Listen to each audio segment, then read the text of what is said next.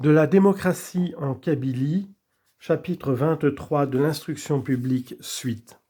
Quatrièmement, l'admission des élèves.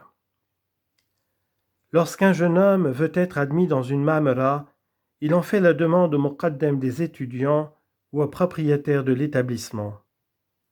On l'interroge longuement sur sa famille, son pays, ses antécédents. Et si ces réponses ne sont pas complètement satisfaisantes, on l'ajourne à quelque temps. Quand les renseignements recueillis permettent de se former une opinion raisonnée, le propriétaire, le professeur et les étudiants se réunissent et délibèrent sur son admission. Le propriétaire peut toujours refuser de recevoir un élève, mais s'il voulait imposer d'autorité une admission, les étudiants quitteraient immédiatement la mamera, quelque soumis et respectueux qu'ils fussent par ailleurs.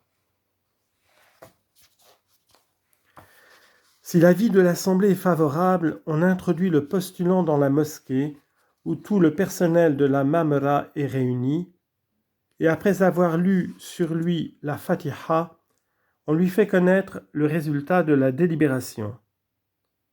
Il verse alors entre les mains du muqaddam le prix d'admission, el-habas, qui varie de 15 à 50 francs. S'il arrive après l'époque des quêtes annuelles, il donne souvent un supplément qui représente la part de recettes dont il doit profiter.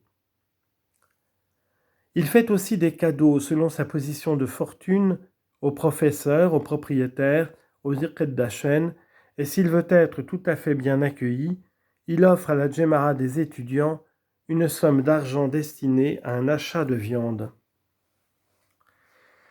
Celui qui ne peut payer le prix d'admission se fait recevoir comme étudiant servant, aqeddash, annual ou asekkai. Alors, il ne donne rien. Dans quelques mamras, cependant, celle d'Oudris et de Sidi Abdelrahman, des Iloulen ou Malou, par exemple, il paie la moitié du prix d'admission. Dans presque toutes les mamras, chaque élève admis doit distribuer le jour de son entrée une certaine quantité de viande aux chats de la maison.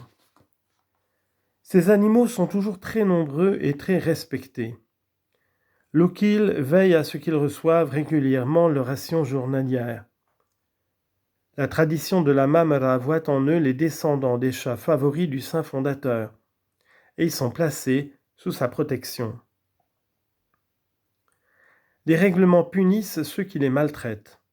On ne détruit jamais leur portée, ils pullulent en toute liberté, et leur troupe atteint quelquefois des proportions prodigieuses.